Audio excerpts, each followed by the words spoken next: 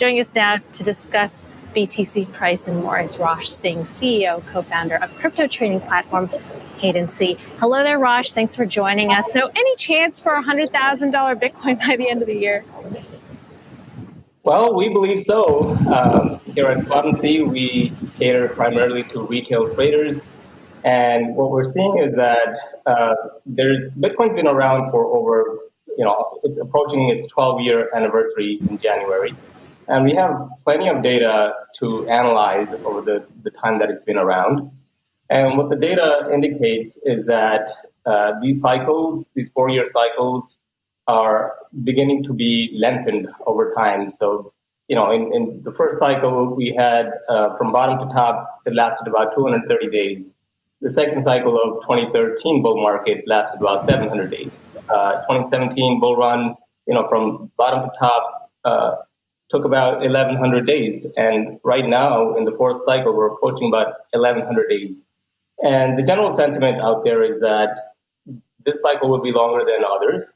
And we're kind of seeing that with the double top that's forming. It's really a wedge that many are expecting Bitcoin to break out of. And we may see it continue well into the first half of 2022. Rosh, I love your optimism.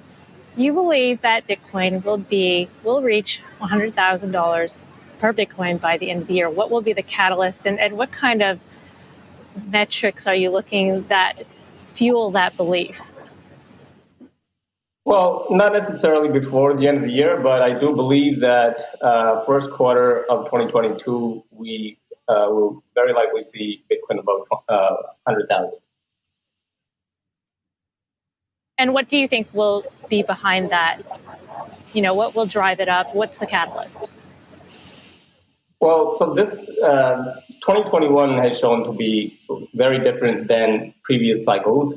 There's a lot of institutional interest in the space. We have news coming out just today of Goldman Sachs potentially looking into Bitcoin bonds, similar to what El Salvador has done recently, issuing a $1 billion Bitcoin-backed bond.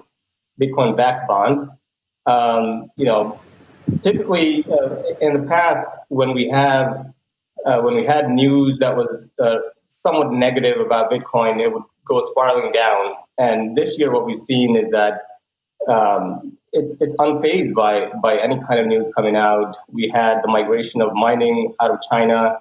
U.S. now accounts for over 17% of the hash rate in mining. That was a brief blip, but if it was in 2017, I don't think Bitcoin would have recovered from that. And we're seeing a similar sort of strength that Bitcoin is showing that underscores that it's being traded much more heavily by institutional traders in this highly inflationary environment, and it's becoming much more accepted as a inflation hedge, as a store of value, as a safe haven asset. It is highly uncorrelated with other assets, so having even a small percentage of allocation in a portfolio could go a long way. But what we're also seeing is that retail interest in Bitcoin is beginning to decline. Here at Quadency, where we cater primarily to retail traders, we've seen that between 2020 and 2021, there's been a significant decline in interest in trading BTC.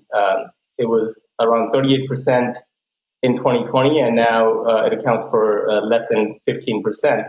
So what's really happening is that this idea that Bitcoin will make you a multimillionaire is going away as it gets more institutionalized, as it becomes much more mature and stable over time.